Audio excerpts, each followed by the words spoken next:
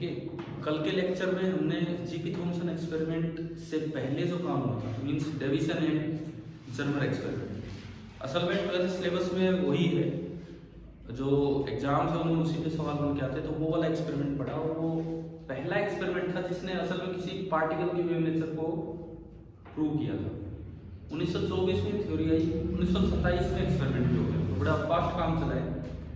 लेकिन 2-3 और भी अच्छे एक्सपेरिमेंट्स हैं जो जहाँ मतलब थोड़ा हमें पता होना चाहिए।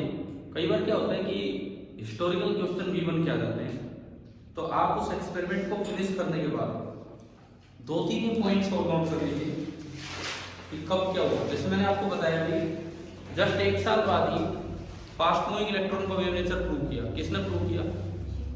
जीपी थॉमसन ने। लिखो ये नेक्स्ट पॉइंट आप लिखिए। In 1928,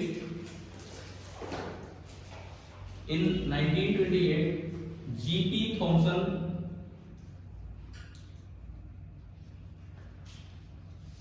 Thomson proved the wave nature of fast moving electrons.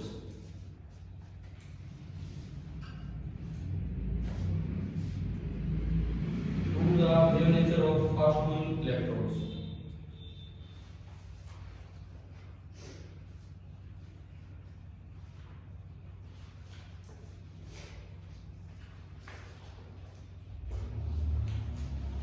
इसके बाद 1989 में 1989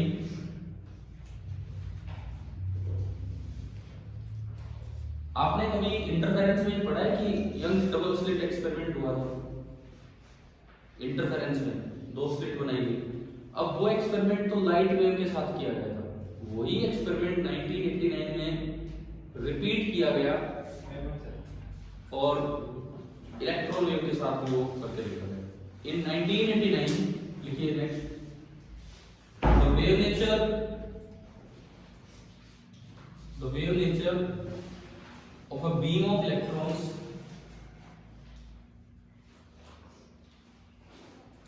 was demonstrated in double slit experiment.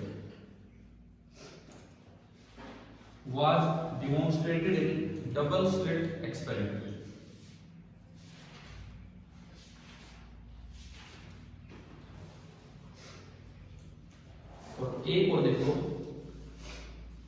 इन 1994 में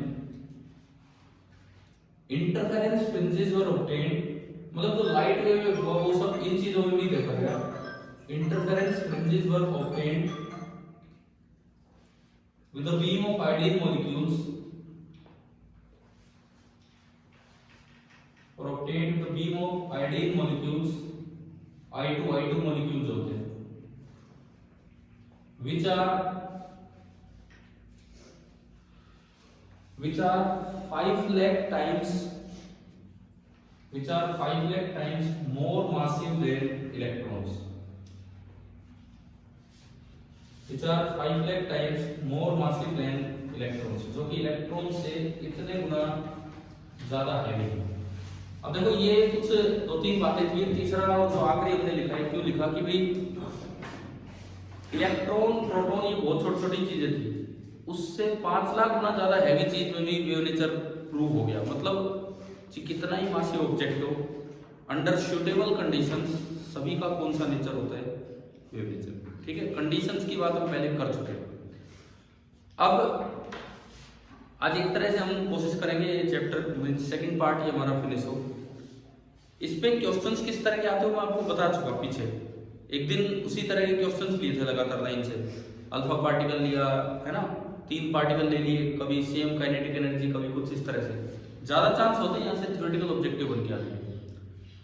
अब जो मैटर वेव होती है थोड़ा उसके बारे में पढ़ते हैं कि ये जो हमने मैटर वेव पढ़ी है, सबसे पहली बात तो इसका क्या मीनिंग लिया गया। मतलब वेव कोई भी होगी, भाई आप लाइट वेव की बात करते हैं तो क्या चीज ऑसिलेट करती है? लाइट वेव अगर आगे जाती है तो क्या चीज ऑसिलेट करती है? Electric and magnetic field, EMF में पढ़ते हैं हम ये पार्ट। साउंड वेव अगर आगे जाती है तो क्या चीज ऑसिलेट करती है? प्रेशर।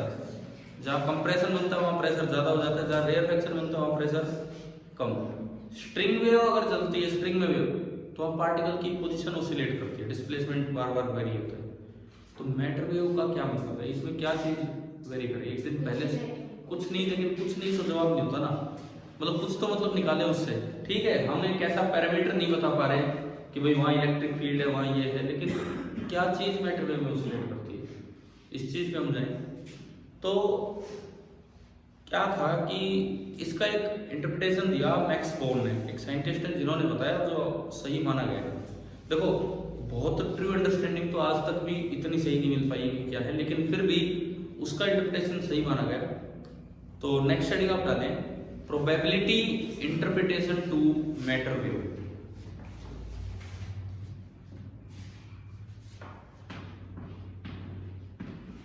प्रोबेबिलिटी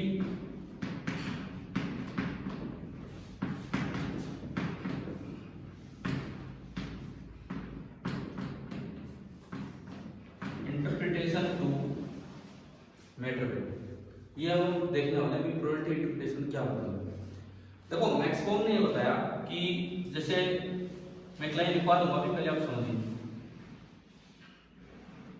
सपोज ये कोई एक वेव पैकेट है, एक मैटर वेव का, और ये वेव तो आगे चली रही होगी पार्टिकल के साथ साथ। ठीक है, ये एक मैटर वेव का पैकेट है। अब इसमें यहां एम्पलीट्यूड ज्यादा है, यहां पे एम्पलीट्यूड कम है, यहां पे एम्पलीट्यूड और भी कम है। तो इन्होंने एक टर्म बताई प्रोबेबिलिटी डेंसिटी। प्रोबेबिलिटी का तो मतलब है कितने चांस है पार्टिकल के यहां पाई जाने के। ठीक है, इन्होंने बताया कि इस जगह आप अगर एक छोटा सा वॉल्यूम लेते हैं, जैसे एक्स एक्सिस पे पार्टिकल है, भाई एक्स एक्सिस पे जा रहा है, आपने छोटा सा वॉल्यूम लिया, ये एक रीजन लिया जिसका वॉल्यूम है डेल्टा वी। आपने एक छोटा वॉल्यूम लिया जिसका रीजन इस पार्ट रीजन लिया जिसका वॉल्यूम है डेल्टा वी, और यहां पार्टिकल के पाए जाने की प्रोबेबिलिटी मैं पी से डिनोट करता हूं। प्रोबेबिलिटी 1 से कम होती है, परसेंटेज होता है तो 70%, वैसे 0.7। ठीक है, तो एक टर्म उन्होंने डिफाइन की प्रोबेबिलिटी डेंसिटी। प्रोबेबिलिटी डेंसिटी का क्या मतलब है? देखिए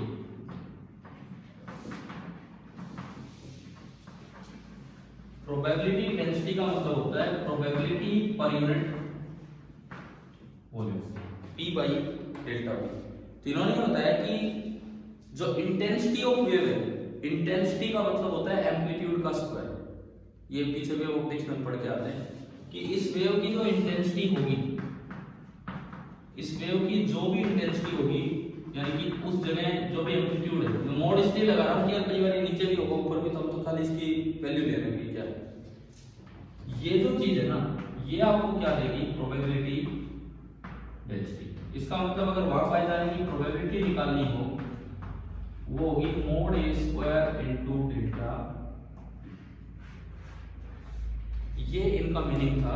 मैक्स बोर्न एक साइंटिस्ट थे जिन्होंने ये मतलब बताया।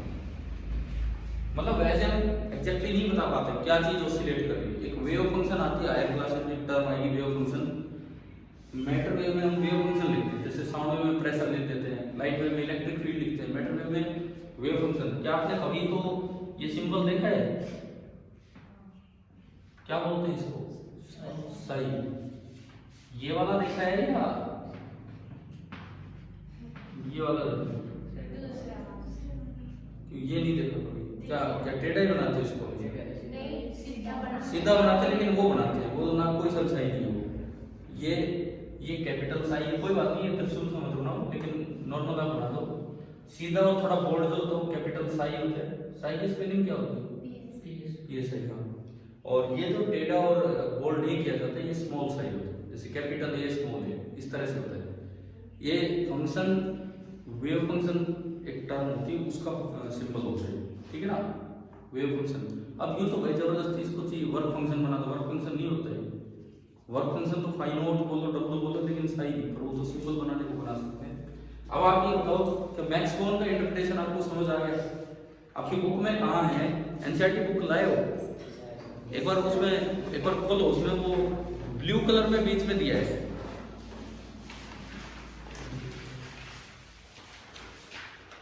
पेज नंबर 402 निकालो, पेज नंबर 402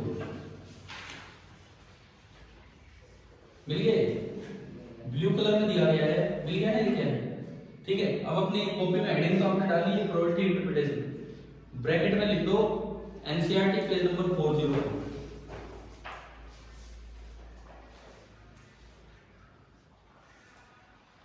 ये जरूर मेंशन कर लिया करो, क्योंकि ताकि आपको पता रहे कहाँ है ये चीज, कहाँ से।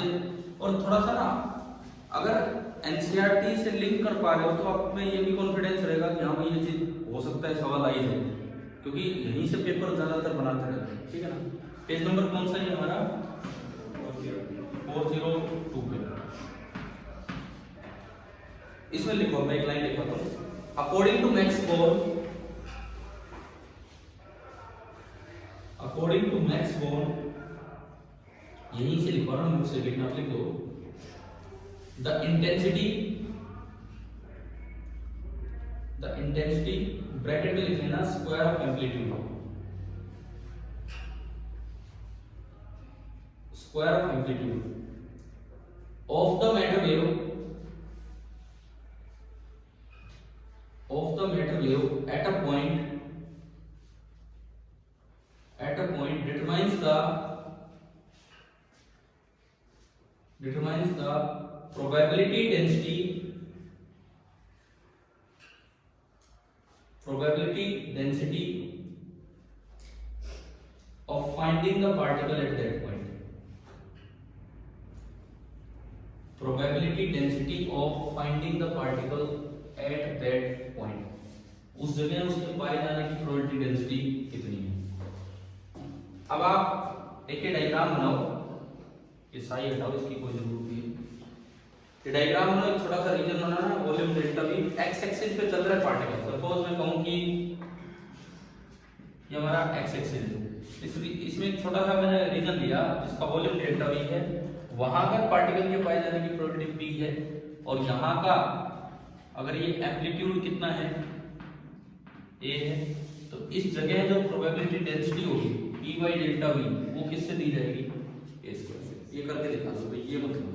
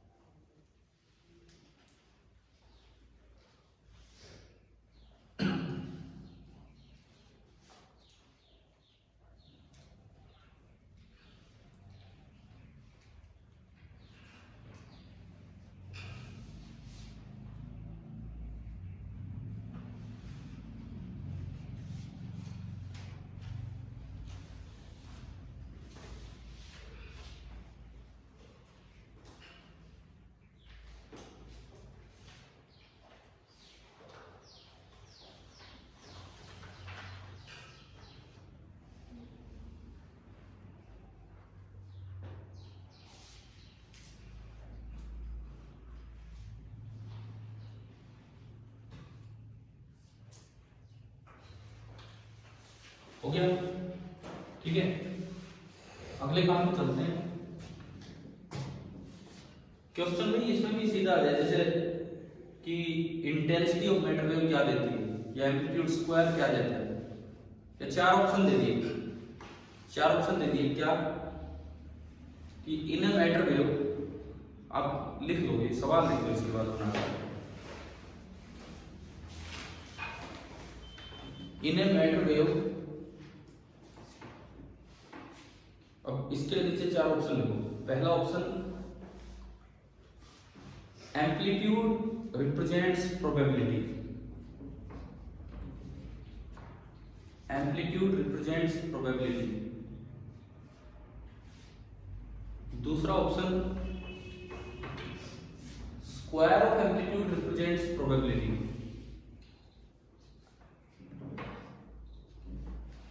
Square of amplitude represents probability. तीसरा option, amplitude represents probability density, amplitude represents probability density. And fourth option, square of amplitude represents probability density.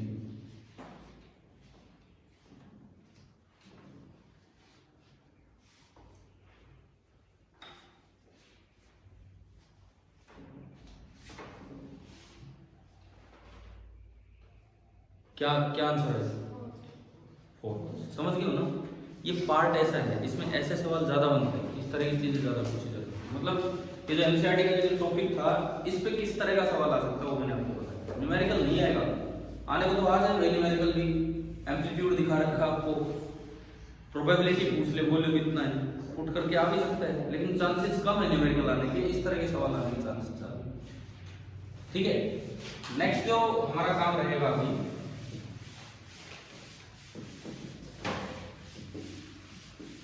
अब हम इस मैटर वेव की स्पीड की बात करेंगे।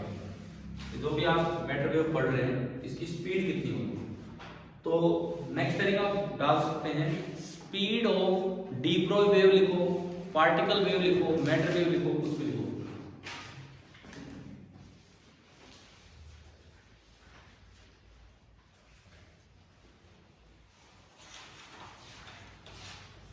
अब अपनी टेक्स्ट बुक में आओ, पेज नंबर 407 पे,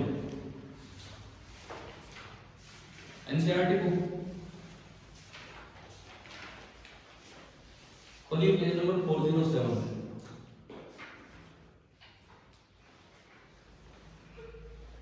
पॉइंट्स टू पोंडर चल रहे हैं यहाँ पे।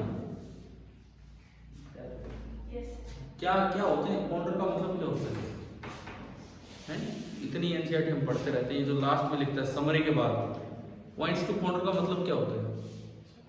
नहीं पता? हाँ, यही मतलब इसका, ऐसे पॉइंट जो आपको नहीं पता, मतलब इसमें कुछ ऐसी बातें होती हैं जो अंदर पॉइंट कवर नहीं हुआ, तो ये आपके लिए देता है अंदर, मतलब उसकी थ्योरी पोर्शन में इतनी डिटेल में नहीं आई ये चीज। पॉइंटर मतलब सोचने विचारने लायक कोई पॉइंट, तो आप इस पर काफी विचार कर सकते हैं, और इन पे सवाल बनने के आते हैं, इसीलिए अच्छे पॉइंट्स होते हैं। तो हम अगर अभी जो हमने हेडिंग डाली, speed of de Broglie waves,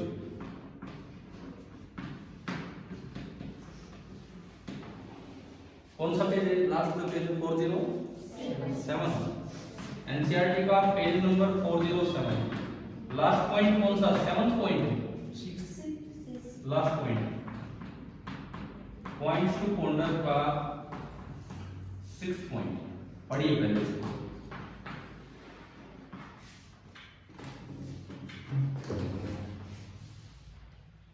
The wavelength of a matter wave is given by lambda equal to h by p. पढ़ाना है हमने, पढ़ा है, has physical significance। कल आपने डेविसन जर्मर एक्सपेरिमेंट पढ़ा, तो क्या फिजिकली इसका मतलब समझ में आया कि कैसे वो lambda equal to h by p है? वो हमने ब्रेक प्लेन बनाए, वहां से वो वेवलेंथ निकाली, और वो सच में उतनी ही निकल के आ रही थी जितनी कि h by p फॉर्मूले से थी। ये वो एग्री हो रही थी वैल्यूज, है ना? इसका अपना एक फिजिकल सिग्निफिकेंस है। अब देखो आगे वेलोसिटी की बात हो रही है, इट्स फेज वेलोसिटी vp। देखो मैं एक चीज बता देता हूँ, बहुत से बच्चे ऐसे हैं, बहुत से बच्चे, क्योंकि आप सब अपने अपने स्कूल में, मुझे नहीं पता है एनसीईआरटी पे कितना फोकस करते हो, कितना नहीं करते हो। जो और किताबें, अगर आप नॉर्मल इतनी मोटी मोटी किताबें पढ़ते हो, तो बहुत सी बुक्स में जस्ट फॉर बोर्ड एग्जाम की अगर आप वो पढ़ रहे हो ना, जो आसान कॉन्सेप्ट है वो तो 4-4 पेज में फैला के दे दिए, उसी में इलस्ट्रेशन, एग्जाम्पल, सब कुछ, और जो अच्छी बात है एनसीईआरटी की वो मिस ही कर रखी है, कहीं दे भी नहीं रखी है। होगा क्या, पेपर में आ जाएगा, बोर्ड एग्जाम में भी सवाल आ गया 2021, अगले साल उस किताब में जुड़ जाएगा सीबीएसई 2021।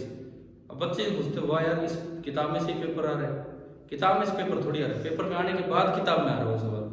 तो कम से कम एक बार, अब जितना भी समय है आपके पास आगे, एनसीईआरटी की यार एक एक लाइन, एक एक चीज आप कवर करके जाओ।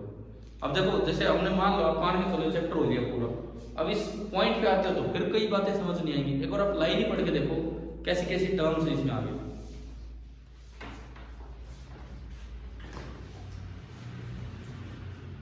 क्या लिखता है? It's phase velocity vp has no physical significance, however the root velocity is physically meaningful।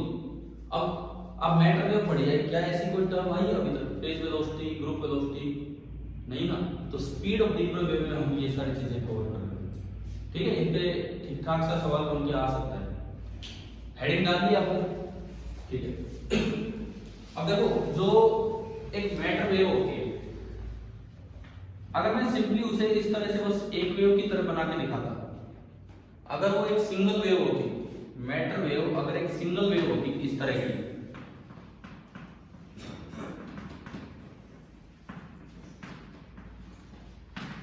तो जो उसकी वेलोसिटी होती है उसको रिप्रेजेंट किया जाता है वीपी से, और वीपी को क्या बोलते हैं? एक्चुअली किसी भी वेव की वेलोसिटी को आप उसकी फेज वेलोसिटी बोल सकते हो, किसी भी वेव की वेलोसिटी को उसकी फेज वेलोसिटी बोला जा सकता है। कारण क्या होता है? वेव वेलोसिटी मतलब एनर्जी किस हिसाब से आगे जा रही है, और फेज वेलोसिटी मतलब जिस भी पार्टिकल के पास एनर्जी आएगी वो ऑसिलेट करेगा, फिर अगला ऑसिलेट करेगा, तो फेज चेंज हो रहा है। पहले इसका फेज जीरो से स्टार्ट हुआ, फिर अगले का फेज जीरो से स्टार्ट हुआ, तो फेज किस हिसाब से प्रोपेगेट हो रहा है, समझ रहे हो? जब अगले के पास वेव गई तो ये अपने एक्सट्रीम पे ही पहुंचा था, तो अगले का फेज अभी स्टार्ट हुआ और इसका 90 डिग्री हो गया। या फिर अगले के पास वेलोसिटी गई, वेव गई, तब तक ये ऑसिलेट करके वापस आ चुका था, तो इसका फेज 180 हो चुका है। मतलब ये सारी चीजें भी किस पे डिपेंड करती हैं? वेव की वेलोसिटी पे। इसीलिए किसी भी वेव की वेलोसिटी को हम क्या बोल देते हैं? Phase velocity. तो सबसे पहली बात, अगर मैटर वेव एक साधारण वेव की तरह चली होती तो उसकी वेलोसिटी को क्या नाम दिया गया होता? Phase velocity. समझ रहे हो? अगर मैटर वेव एक सिंपल वेव की तरह चली होती, मैं यहां लिखूं, इफ द मैटर वेव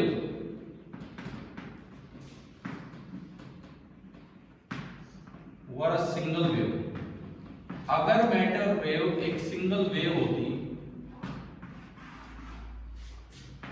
तो जो उसकी वेलोसिटी है उसको बोलते हैं फेज वेलोसिटी। अब पहली बात ये आती है कि वीपी का एक्सप्रेशन कैसे निकालें? वीपी का एक्सप्रेशन कैसे निकालें? भाई मैटर वेव तो किसी पार्टिकल के साथ एसोसिएट होती है, कोई पार्टिकल चल रहा है उसी के साथ क्या बनेगी? उसकी मैटर वेव बनेगी। ठीक है, अब ये देखो, ये जो वेव आगे गई है, ये जो वेव आगे गई है, सपोज इस पार्टिकल का मास है m0 और ये पार्टिकल आगे जा रहा है किसी भी स्पीड से, v स्पीड से। v मैंने बोला v इज द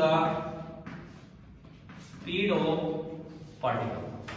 इसके साथ आपने एसोसिएट कर दी इसकी मैटर वेव, जो भी है मैंने एक सिंगल वेव की तरह दिखाई, इस तरह का बस एक वेव पैकेट है, और उसकी वेलोसिटी को बोल दिया फेज वेलोसिटी, जिसको हम किससे रिप्रेजेंट कर रहे हैं? वीपी। अब वेव है तो कुछ उसकी फ्रीक्वेंसी होगी और कुछ उसकी वेवलेंथ होगी। क्लियर? अब देखो फ्रीक्वेंसी कैसे निकलेगी। अब आइंस्टाइन पिक्चर से जाएंगे तो कोई m0 मास है तो उसकी जो एनर्जी होती है वो होती है m0 × c²। ठीक है, और यहां जो वेव आपने बनाई है, वेव के कोरस्पोंडिंग जो एक पैकेट बनता है, एक पार्टिकल बनता है, उसकी एनर्जी होती है h न्यू। पढ़ के आए हम? तो न्यू निकालने के लिए हम क्या करते हैं, जो एनर्जी के दो एक्सप्रेशंस हैं, एक वेव के पैकेट की एनर्जी h न्यू, उसको इक्वेट करते हैं पार्टिकल की एनर्जी से, और पार्टिकल की एनर्जी का फॉर्मूला आइंस्टाइन ने दिया था क्या? mc²। ठीक है, तो यहां से न्यू कितना आया? न्यू m0 c²/h न्यू आ गया।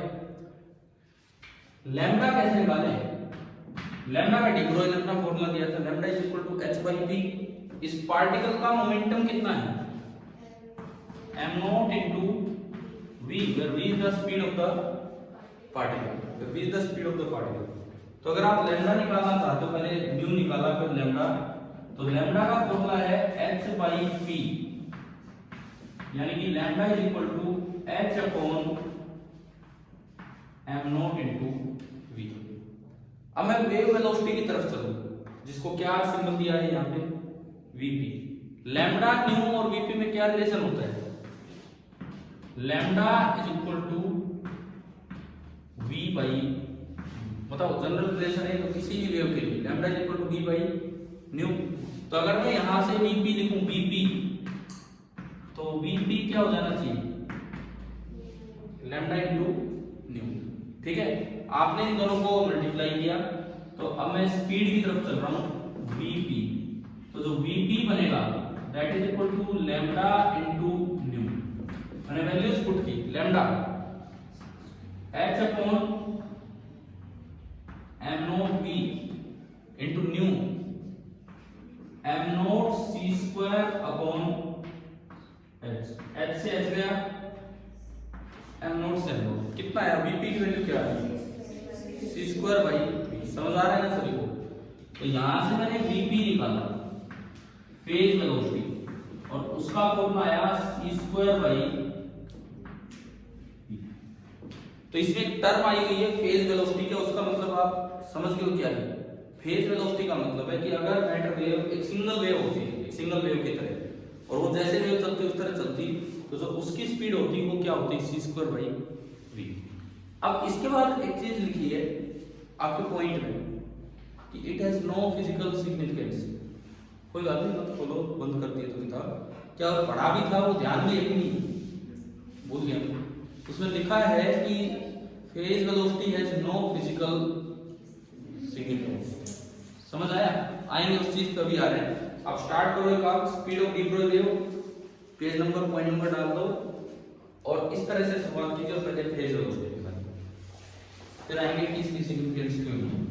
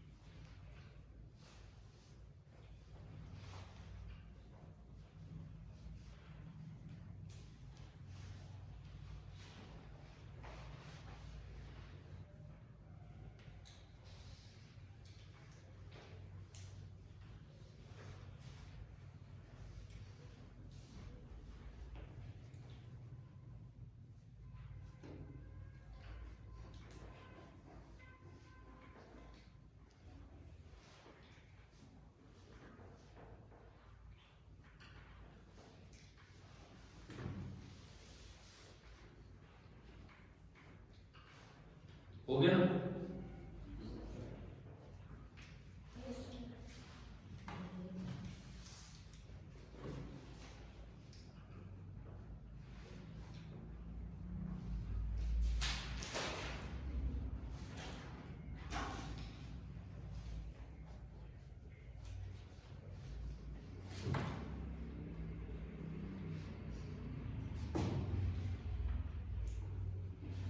अगर यहाँ से दिक्कत हो तो वहाँ बैठो, ज़्यादा साइड जो वहाँ से क्लियर दिखेगा, अच्छे से बैठो अच्छे से।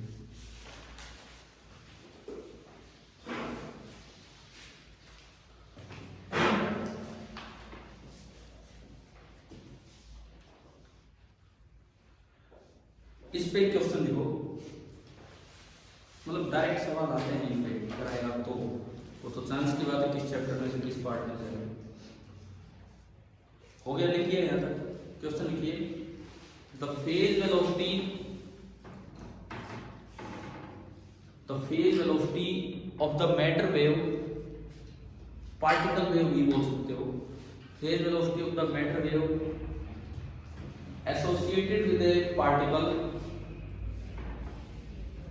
associated with a particle moving with the speed v moving with the speed v is equal to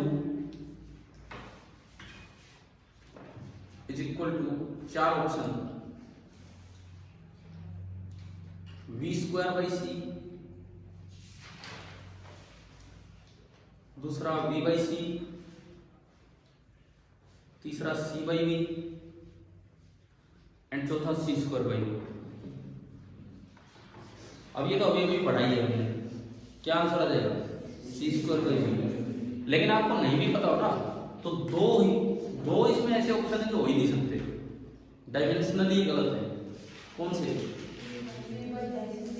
v by C and c by V, उनकी डायमेंशन तो वेलोसिटी की डायमेंशन ही नहीं है, समझ गए हो। अगर कुछ ना भी समझ में आए कई बार तो फिजिक्स के ऑप्शंस में डायमेंशन से 2-3 ऑप्शन रिजेक्ट हो जाते हैं, 3 ही रिजेक्ट हो गए जब तो आंसर ही आ गया, और 2 रिजेक्ट हो गए तो तुक्का मारने में सहायता मिलती है कि अब 2 में ही टिक करना है, तो ऐसा तो हो जाता है, और तुक्के भी लगाने पड़ते हैं।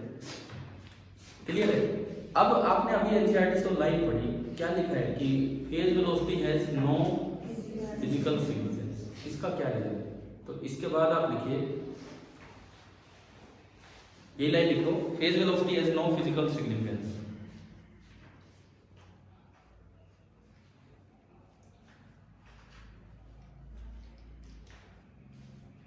अब लिखिए इसका रीजन, RESON, क्या इसका कारण है कि भाई क्यों इसकी फिजिकल सिग्निफिकेंस नहीं है, इस चीज पे हमें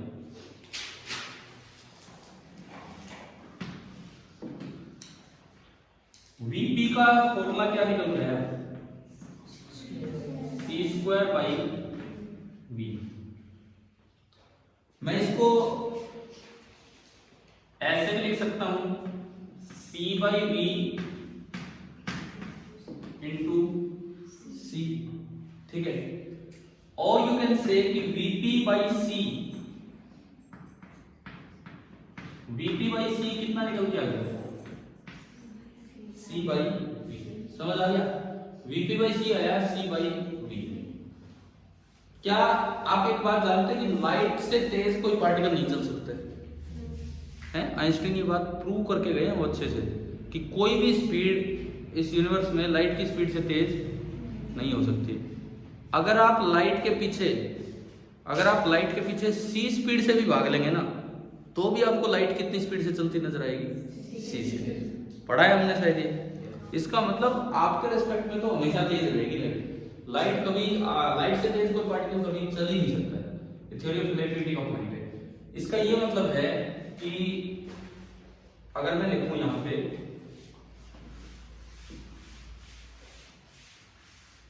इसी चीज को मैं ऊपर कंटिन्यू करता हूं, तो आपको क्या दिख रहा है इसमें? मैटर की पार्टिकल की स्पीड क्या थी? v। क्या वो लाइट की स्पीड से तेज हो सकती है? कभी नहीं हो सकती। तो अगर मैं बात करूं particle speed, that is v, speed of light, this is c। According to Einstein, तो थ्योरी ऑफ रिलेटिविटी में उन्होंने दिया था v is always less than c।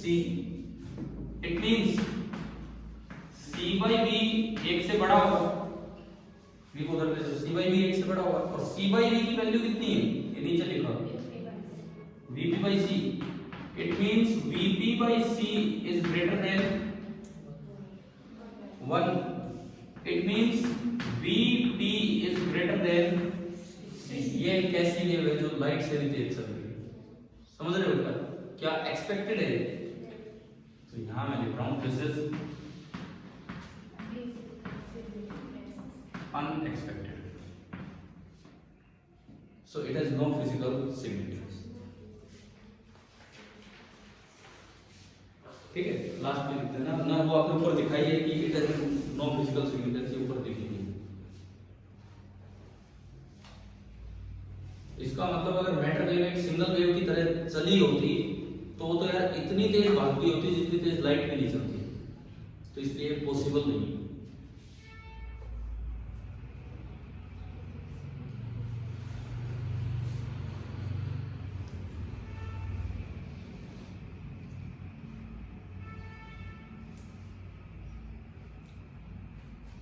तो एक छोटे से पॉइंट में कितनी बातें आ जाती हैं। वहाँ नाम दिया फेज वेलोसिटी, हमने पढ़ा कि भी क्या होता है फेज वेलोसिटी, फिजिकल सिग्निफिकेंस नहीं है, क्यों नहीं है वो देखते हैं, समझ आ रहा है ना, ठीक है। उससे आगे क्या लिखा उस पॉइंट में,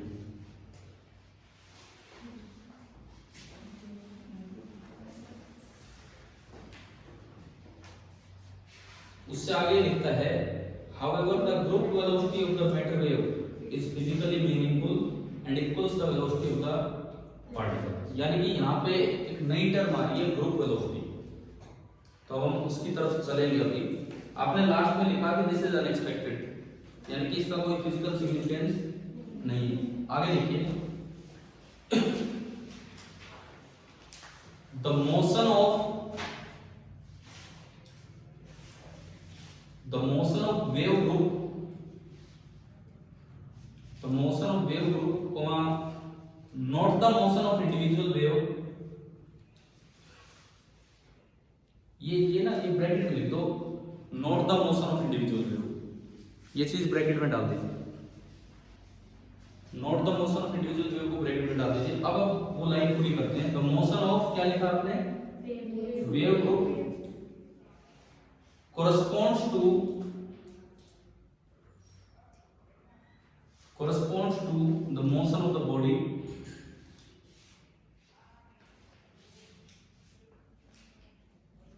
and this velocity is known as group velocity, vg।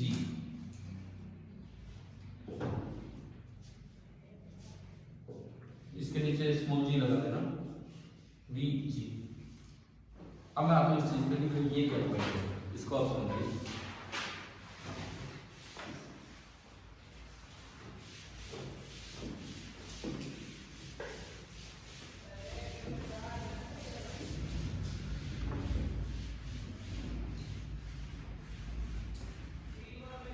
देखिए, ये जो कभी +1 में वेव्स आपने पढ़ा है, वेव्स एक चैप्टर है, बीट्स कोई टॉपिक आया था, नाम ही याद आ रहा, बस इससे ज्यादा नहीं, नाम ही याद आ गया, वही मैं कह रहा हूँ, आया था क्या, बीट्स। इसको हिंदी में बोलते हैं झंकार, पर हिंदी मीडियम का कोई बच्चा यहाँ है भी नहीं, मतलब एक म्यूजिकल वर्ड है झंकार। मैंने इसलिए बताया, इससे ये लग रहा है कि हाँ सच में तो एक म्यूजिकल वर्ड है, ठीक है। बीट्स क्या होती हैं, उसमें जब दो वेव्स मिलती हैं, मैं उसकी डिटेल में नहीं जा रहा हूँ, जब दो वेव्स मिलती हैं तो एक अलग तरह की फॉर्मेशन हो जाती है। अगर दो वेव्स एग्जैक्टली सेम फ्रीक्वेंसी की मिले तो बन जाती है स्टैंडिंग वेव, जिसमें कहीं नोड्स बनते हैं, कहीं एंटी नोड्स बनते हैं। कुछ नाम ही याद आ जाए यार, थोड़े बहुत आ रहे हैं ना। अगर दो वेव्स बिल्कुल सेम फ्रीक्वेंसी की मिलती है तो स्टैंडिंग वेव्स बन जाती है। कुछ पॉइंट परमानेंट रेस्ट पे आ जाते हैं जिन्हें नोड्स बोला जाता है, और कुछ पॉइंट बहुत ज्यादा उछल रहे होते हैं जिन्हें क्या बोलते हैं, एंटी नोड्स। लेकिन अगर स्लाइटली डिफरेंट फ्रीक्वेंसीज की दो वेव्स मिलती है तो वहां कोई भी पॉइंट परमानेंट नोड नहीं होता। ये कुछ देर पहले नोड था, थोड़ी सी देर बाद ऐसा टाइम जिसको हम सोच सके कि हाँ सच में चेंज हुए। एक तो चेंज इतना फास्ट होता है हमें दिख ही ना पाए, लेकिन वो इतना टाइम है कि हम सोच पाते हैं कि हाँ सच में इतना टाइम लगा है, और हमें पता लग गया। वही नोड थोड़ी देर में क्या बन जाता है, एंटी नोड, फिर दोबारा से वही क्या बनेगा, नोड। तो ये जो फॉर्मेशन होती है, ये सुनने में एक अच्छी आवाज होती है, इसको बोलते हैं बीट फॉर्मेशन। अब वो जो आप पढ़ते हैं ना, जो +1 में, वो बीट्स की जो शेप होती है वो कुछ इस तरह की शेप होती है कि उसका एक पार्ट एक मैटर वेव को रिप्रेजेंट करता है। मैटर वेव की शेप ये नहीं थी जो मैंने अभी एक सिंगल वेव बनाई, क्या एक सिंगल वेव बनाई ऐसी थी मैटर वेव। मैटर वेव तो एक पैकेट सा है जो स्टार्ट होता है, ऊपर तक जाता है और फिर दोबारा से एम्पलीट्यूड कम होता है। यानी कि अगर मैं बीट्स की बात करूं, अगर मैं बीट्स की बात करूं तो उसकी जो शेप है ना, जैसे इस लाइन की अगर मैं बनाऊं, इस लाइन कह रहा हूं, तो बीट्स की शेप कुछ ऐसी बनती है कि इसके अंदर अंदर ऑसिलेशन होगा, इस हिस्से के अंदर अंदर। ये नोड है, फिलहाल ये नोड है, परमानेंट नोड नहीं है, ये एंटी नोड है, समझ रहे हो क्या। ये तो इससे नोड है और जो बीच वाला पॉइंट है वो एंटी नोड, इसलिए समझ लो आगे एटम वाला पार्ट आना, उसमें भी ये नोड एंटी नोड की जिक्र होगा पहले। लेकिन बीट्स में ऐसा एक नहीं, ये चलता रहता है काम।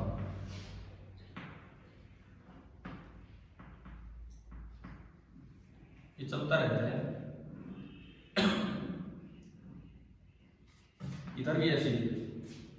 ये तब बनता है जब कितनी वेव सुपर इम्पोज हुई हो? दो। लेकिन अगर infinite wave slightly different frequencies की मिलेंगी, उस मैथमेटिकल डिटेल में हमें नहीं जाना है। तो ये बीट में तो दुनिया भर के बनते हैं ये पार्ट, लेकिन आपको बस एक ही पैटर्न चाहिए। भाई बीट चलती है तो यहाँ भी है, यहाँ भी वेव है, यहाँ भी वेव है। मैटर वेव चलती है तो पार्टिकल के इर्द गिर्द ही होगी, या ऐसे ऐसे पोर्शन हर जगह बनते चलेंगे, एक जगह ही होगा। बीट में और मैटर वेव में यही फर्क है। अगर मैं एक पार्टिकल वेव की बात कर रहा हूँ, मीन्स मैटर वेव की,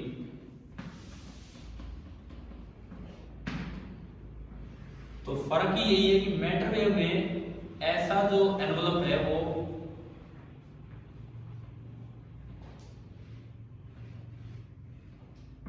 बस खत्म, ना इधर है ना इधर है, केवल एक एनवलप है। बीट्स में ऐसे हर जगह दुनिया भर के एनवलप है। ठीक है, तो यूं पाया गया, मैथमेटिकल जो इसकी डिटेल में गए, infinite means many number of waves super impose वो मिलती हैं, और उनके मिलने से, बहुत सारी वेव्स के मिलने से एक मैटर वेव बनती है। मैथमेटिकल है ये काम। देखो मैटर वेव जो है वो है, यूं पाया गया कि यार ये कैसे बनी है, तो मैथमेटिकली देखा गया तो कई सिंगल वेव्स मिलके थोड़ी स्लाइटली डिफरेंट फ्रीक्वेंसीज की, तो क्या बनाती है वो मैटर वेव। अगर किसी एक भी वेव को अकेला निकाल पाते हम इसमें से, तो वो रवाना हो लेती फेज वेलोसिटी से। एक सिंगल वेव होती तो कितनी वेलोसिटी से चलती? फेज वेलोसिटी से। और फेज वेलोसिटी कितनी निकल के c²/v, वो लाइट की स्पीड से ज्यादा आ गई। इट मींस क्या इनमें से एक वेव को सेपरेट कर पाना पॉसिबल है? नहीं है, क्योंकि अगर भागे तो फिर तो वो तो थ्योरी ऑफ रिलेटिविटी को फेल कर देगा। समझ में आ रहा है ना? तो इसलिए उन सबको मतलब हो क्या रहा है, जैसे मान लो 10 वेव जा रही है, भागना चाह रही है बहुत तेज, लेकिन एक भागने लगती बाकी उसको खींच लेती, फिर रुक जाए, दूसरी भागने लगती बाकी खींच लेती, फिर रुक जाए, सब साथ साथ चलेंगे। उस चक्कर में सबकी स्पीड क्या होगी? कम होगी। और अब ये जो ग्रुप है इसको बोलते हैं वेव ग्रुप। ये जो ग्रुप है ये जिस वेलोसिटी से जाता है उस वेलोसिटी को हम क्या बोल देते हैं? ग्रुप वेलोसिटी, जिसको रिप्रेजेंट करते हैं किससे? vg से। और क्योंकि मैटर वेव पार्टिकल के साथ साथ ही चलती है, इसका मतलब ये पार्टिकल के पाए जाने की संभावना यहाँ ज्यादा है, यहाँ कम है, यहाँ कम है, यहाँ तो है ही नहीं, यहाँ तो है ही नहीं। इसका मतलब पार्टिकल का उधर है ना इधर है। अगर पार्टिकल थोड़ा आगे चलेगा, जितना आगे पार्टिकल गया उतने ही आगे वेव ग्रुप जाएगा। तो इसका मतलब पार्टिकल की वेलोसिटी और वेव ग्रुप की वेलोसिटी क्या है? सेम। समझ रहे हो? ऐसा नहीं हो सकता कि पार्टिकल बाहर है वेव ग्रुप यहाँ रहेगा, फिर तो प्रोबेबिलिटी वाली बात ही खत्म हो जाएगी। पार्टिकल बाहर है तो उसकी यहाँ पाई जाने की संभावना तो 0 है, और वेव ग्रुप से बाहर हो गया तो वहां तो एम्पलीट्यूड ही नहीं है। तो मैटर वेव तो कहती है वहां पाई जाने की संभावना 0 है, जबकि असल में तो पार्टिकल यहाँ है ही नहीं, वही है। समझ आ रहा है क्या? इसका क्या मतलब है? इसका ये मतलब है कि ये जो वेव ग्रुप है it travels with the particle, क्योंकि पार्टिकल इसके अंदर ही कहीं ना कहीं होगा। इट मींस जो ग्रुप वेलोसिटी है that is equal to v, और v क्या थी? पार्टिकल्स। मैटर वेव में दो तरह की वेलोसिटी होती है, एक फेज वेलोसिटी कि ये जैसा ग्रुप है, मैथमेटिकली इसमें दुनिया भर की वेव है, अगर एक वेव को मैं सेपरेट कर पाता तो वो जिस वेलोसिटी से जाती है उसको क्या बोल देते हैं हम? Phase velocity. और दूसरा ग्रुप वेलोसिटी, सारे साथ मिलकर जिस वेलोसिटी से चलते हैं उसको क्या बोला गया? Group velocity. इस पूरे ग्रुप की वेलोसिटी वो वही होती है जो कि पार्टिकल की वेलोसिटी है, और पार्टिकल की वेलोसिटी तो लाइट की स्पीड से कम होती है। इसका मतलब ये जो ग्रुप वेलोसिटी है this is less than c, और यही हमारी एक्सपेक्टेशन थी। इसका मतलब ये वाली वेलोसिटी सही है, इसका फिजिकल मीनिंग है। समझ आ गया क्या है? बना दो।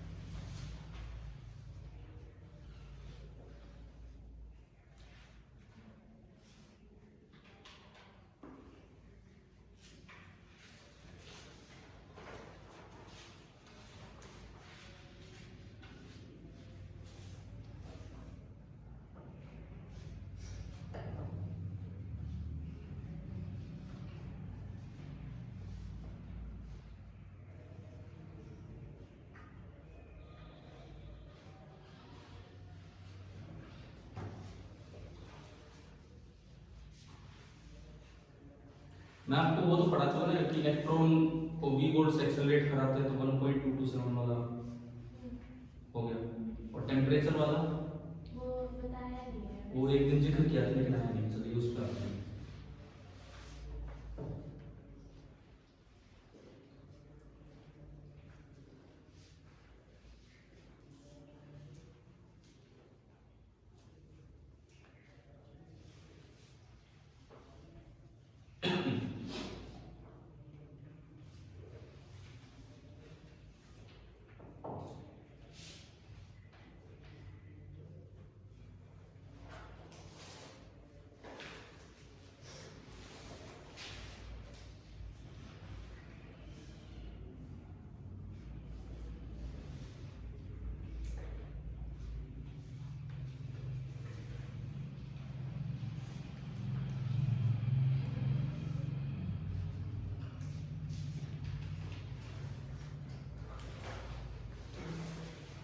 अब ये बताओ क्या, अब ये लास्ट पॉइंट समझ आ गया एनसीईआरटी की बुक का पॉइंट्स टू पॉइंट का लास्ट पॉइंट? एक बार आप पढ़ के देखो कि एक लाइन उसकी क्लियर है, मैं बोल देता हूँ इसे।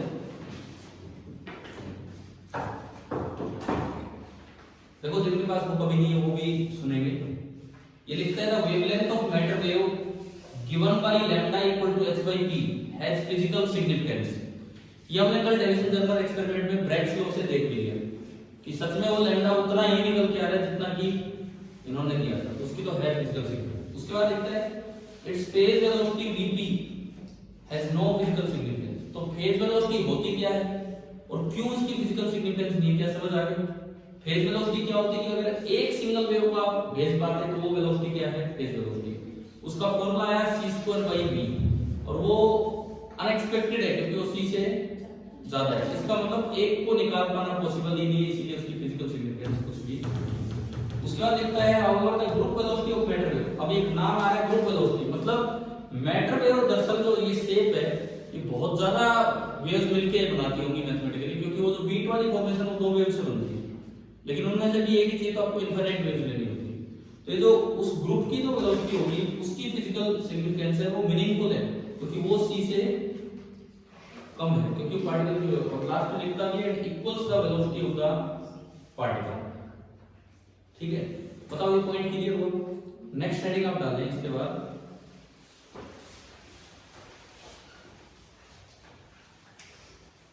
de Broglie wavelength of a particle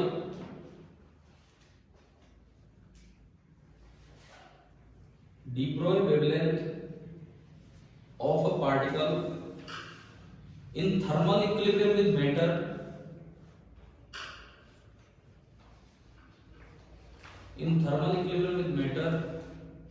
at a temperature T, capital T,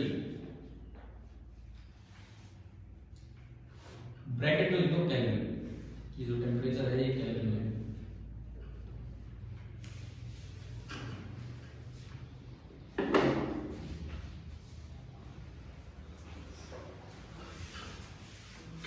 और एक बार अगर हम देखें बुक में, देखो आप पेज नंबर 408 पे एक्सरसाइज में कौन सा ऐसा सवाल है, नीचे ऊपर जहाँ पे टेम्परेचर का जिक्र है।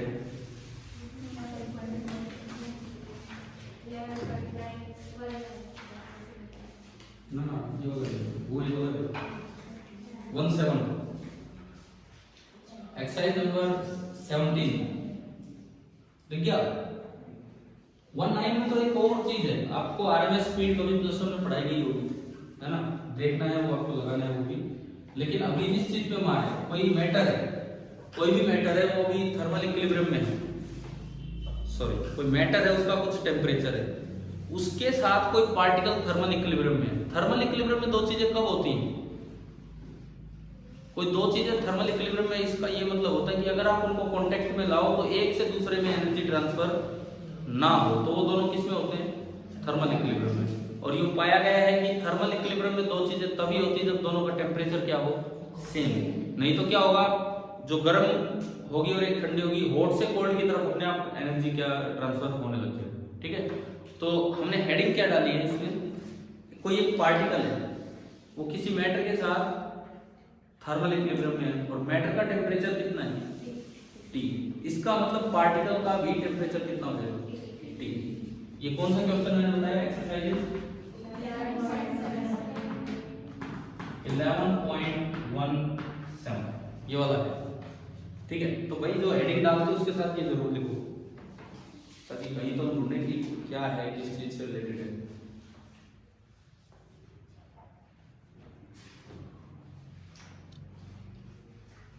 अब देखिए इसका मतलब क्या है वो समझिए।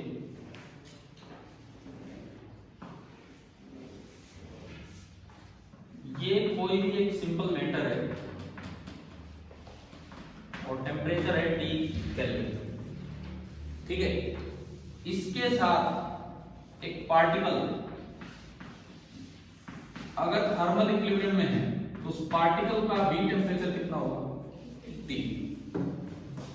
और आपने कभी पढ़ा होगा +1 में कि अगर एक पार्टिकल का टेम्परेचर T है तो जो उसकी ट्रांसलेशनल काइनेटिक एनर्जी होती है, खैर यहाँ उस चीजों पे जाने की जरूरत नहीं, रोटेशन आएगा तो वो डिग्री ऑफ फ्रीडम और ऐड हो जाएंगे, उन पे नहीं जा रहे हो। क्या पढ़ा है बताओ कि ये अगर T टेम्परेचर पे है तो ये वाइब्रेट करता रहता है, और जो इसकी एनर्जी है टेंशन एनर्जी जैसी चीज हम डिफाइन करते नहीं, यहाँ पे काइनेटिक एनर्जी डिफाइन होती है 3/2 into Boltzmann constant into absolute temperature, where Kb that is equal to Boltzmann's constant,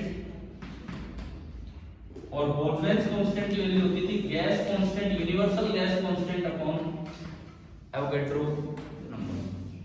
ठीक है, ये होता है Boltzmann constant. T temperature in kelvin, kinetic energy इतनी आ गई तो मोमेंटम आ गया।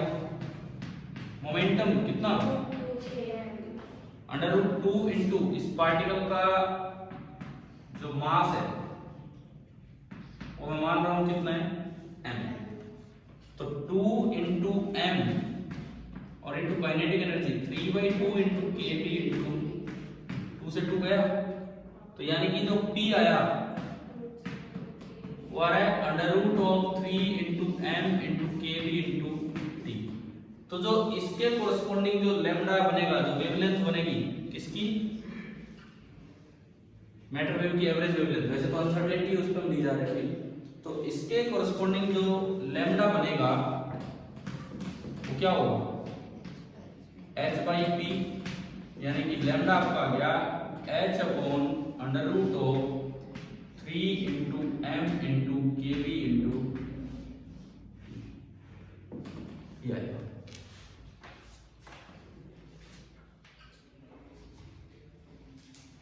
आगे ना समझ कर दो, ये बता दो।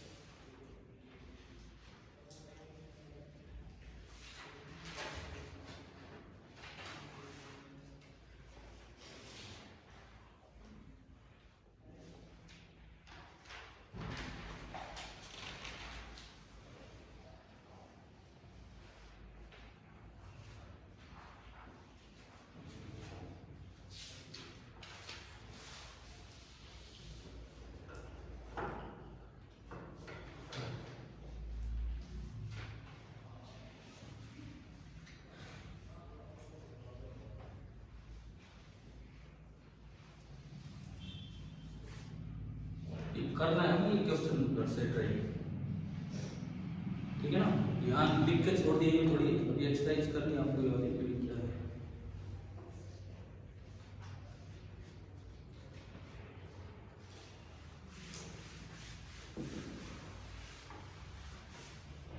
हो गया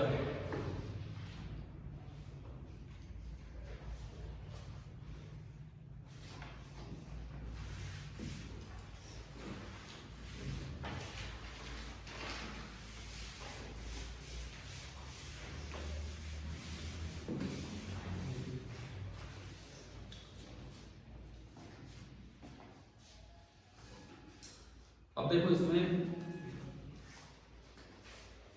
ऑलमोस्ट हम इस पार्ट के फिनिशिंग स्टेज पे है। ये जो कौन सा पार्ट, मैटर वेव वाला पार्ट। मैंने कहा था कि वेव नेचर ऑफ मैटर पे तीन फिनोमेना हैं, तीन अच्छे फिनोमेना हैं जिनसे वेव नेचर कंफर्म हुआ था। कौन कौन से? देखो हमने एक्सपेरिमेंट पढ़े, हमने ये सब किए उन चीजों पे, कोई नहीं, छोड़ो उस चीज को।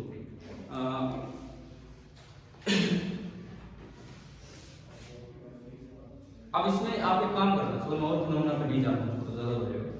आप एक काम करेंगे कि ये जो पार्ट है एक्सरसाइजेज में एडिशनल से पहले कितने सवाल है? 19 है।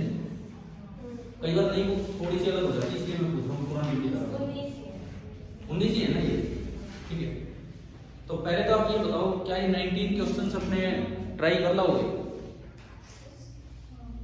ठीक है, कल नहीं तो परसों तक, ठीक है, क्योंकि कल तो आपकी सुबह सुबह ही क्लास है। टाइम बता देंगे, सुनो, परसों भी फिर सुबह ही होगी, ऐसी बात नहीं है, लेकिन परसों तक टाइम मिल जाएगा। अब आप एक और चीज पे चलो, क्या आपने पीछे कुछ पेजेस छोड़े थे? एक बार उधर हो भाई, जो बच्चा बाद में है मैं बता देता हूँ। मॉडर्न फिजिक्स के हमारे दो पार्ट ऑलमोस्ट कंप्लीट हैं। दो पार्ट कौन कौन से? पहला पार्ट मॉडर्न फिजिक्स का पहला पार्ट क्या? फोटो इलेक्ट्रिक इफेक्ट नहीं, पहला पार्ट था रेडिएशन का particle nature, particle nature of radiation. दूसरा पार्ट क्या है? वेव नेचर ऑफ मैटर या पार्टिकल। ठीक है, कुल मिला के 5 पार्ट हैं जो हम पढ़ेंगे। पहला पार्ट जो रेडिएशन है, जिसको लोग वेव की तरह मानते थे, उसका हमने कौन सा नेचर देखा? Particle nature. दूसरा पार्ट जो मैटर है, जिसको लोग पार्टिकल की तरह मानते हैं, उसका कौन सा नेचर देख के चल रहे हैं? Wave nature. तीसरा पार्ट जो हमारा आएगा that will be atoms. Atoms. Fourth part जो होगा, एटम शायद कल हो जाएगा स्टार्ट, बिल्कुल हो जाएगा। फोर्थ जो पार्ट होगा, या तो पहले न्यूक्लियस पे चलेंगे या पहले एक्सरे पे चलेंगे, कोई सा भी इधर उधर कर सकते हैं, बात एक ही है। एंड देन जो लास्ट पार्ट होगा दैट विल बी सेमीकंडक्टर। आपकी बुक में, एनसीईआरटी टेक्स्ट बुक में एक्सरे अलग से नहीं दिया हुआ है, बाकी सारे चैप्टर्स दिए हुए हैं। आपकी बुक में क्या कम्युनिकेशन नहीं दिया हुआ है या हटा दिया? अच्छा, पुरानी है। नई बुक में, नई बुक में हटा दिया ना कम्युनिकेशन वाला पार्ट, ठीक है। नई बुक में सेमीकंडक्टर भी कम कर दिया है और कम्युनिकेशन भी हटा दिया है। तो नए सिलेबस के अकॉर्डिंग है, और वो ना चीजें अब आगे कॉम्पिटिटिव एग्जाम्स में आएंगी, इस तरह का काम है। अब देखो, अब सुनो इधर, हमने कुछ पेजेस भी छोड़े थे। जो पार्ट फर्स्ट था आपका, जिसमें हम रेडिएशन का पार्टिकल नेचर देख रहे थे, उससे रिलेटेड फोटो इलेक्ट्रिक इफेक्ट हमने पूरा पढ़ लिया, पूरा डिटेल में पढ़ा। एक और इफेक्ट होता है ब्लैक बॉडी रेडिएशन, लेकिन वो +1 में पढ़ाया जाता है, +1 के सिलेबस में है और बिल्कुल पढ़ा होगा आप लोगों ने। तो अभी समय नहीं है, वैसे हम डिस्कस कर सकते हैं, लेकिन मैं नहीं जाना चाह रहा हूँ उस चीज पे, क्योंकि वो +1 में आ चुका होता है। कितने बच्चों को बस ये नाम याद आ रहा है कि आप +1 में ब्लैक बॉडी रेडिएशन जैसी चीजें आई थी? यार नाम भी याद नहीं आ रहा, बताओगी? नहीं याद आ रहा ना, नहीं पता लग रहा है आप, चलो वो जो भी है, लेकिन आपके सिलेबस का पार्ट है ब्लैक बॉडी रेडिएशन, बड़ा अच्छा सा पार्ट है ब्लैक बॉडी रेडिएशन, +1 का है। फिर कभी जब लेंगे रिवीजन में, उसको मॉडर्न में भी ले सकते हैं, परंतु अभी बीच में हम डाल नहीं रहे इस चीज को ना, ठीक है। तीसरा एक और इफेक्ट वहां का जो है, जो हमने जिसके लिए पेजेस, कॉम्पटन इफेक्ट, पेजेस छोड़े। कॉम्पटन इफेक्ट क्या है? हमने पार्टिकल नेचर पढ़ लिया वेव का, कोलिजन हम +1 में पढ़ के आते हैं। किस तरह के सवाल कॉम्पटन इफेक्ट पे 12th क्लास में आ सकते हैं, तो उस पर चलते हैं। तो ये मॉडर्न फिजिक्स के पार्ट सेकंड से रिलेटेड नहीं है पार्ट। अभी जो हम करेंगे वो कौन सा पार्ट होगा? लास्ट पार्ट होगा, ठीक है ना।